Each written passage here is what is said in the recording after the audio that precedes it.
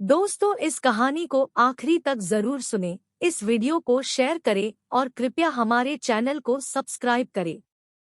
गांधार देश के राजा सुबल के 100 पुत्र और एक पुत्री थी।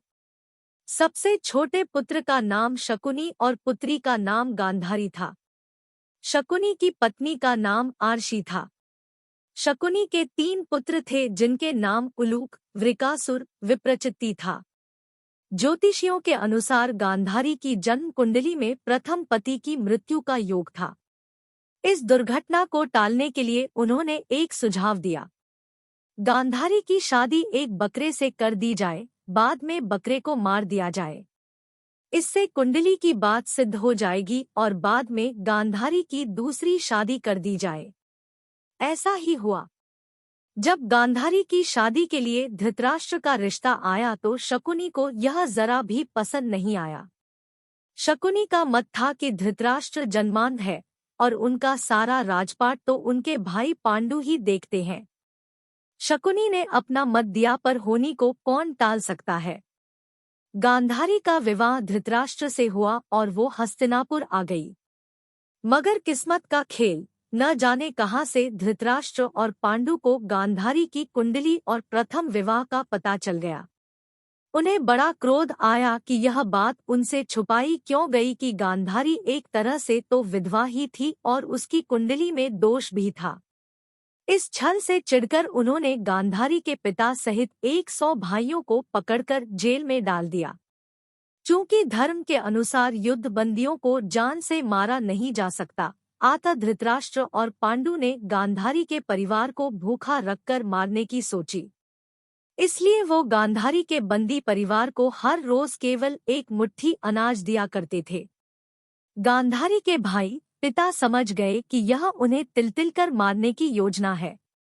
उन्होंने निर्णय लिया कि एक मुट्ठी अनाज से तो सबका जीवन क्या बचेगा, इसलिए क्यों न ये एक मुट्ठी अनाज सबसे छोटे लड़के शकुनी को खिला दिया जाए। कम से कम एक की तो जान बचेगी। शकुनी के पिता ने मरने से पहले उससे कहा कि मेरे मरने के बाद मेरी हड्डियों से पासा बनाना, ये पासे हमेशा तुम्हारी आज्ञा मानेंगे, तुमको जुए में कोई हरा नहीं सकेगा।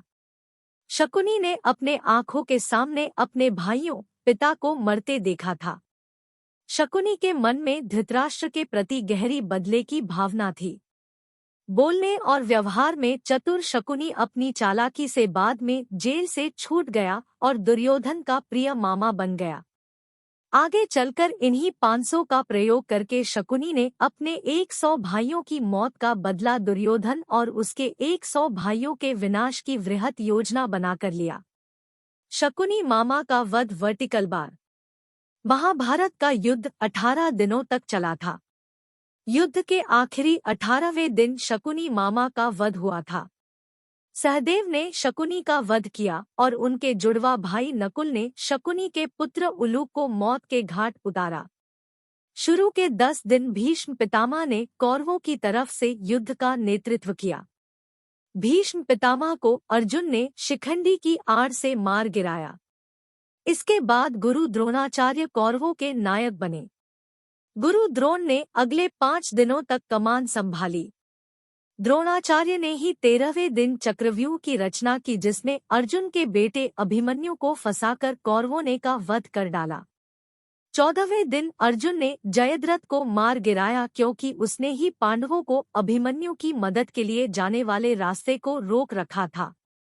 15वें दिन युधिष्ठिर व भीम ने अश्वत्थामा की मृत्यु का भ्रम फैलाया और धृष्टद्युम्न ने द्रोणाचार्य का सर धड़ से अलग कर दिया। अगले 2 दिनों तक युद्ध में कर्ण कौरवों के मुखिया बने। 17वें दिन अर्जुन ने कर्ण को खत्म किया। युद्ध के आखिरी 18वें दिन शल्य ने कौरवों की तरफ से मोर्चा संभाला। 18वें दिन ही सहदेव ने शकुनी का सिर काटकर वध किया था।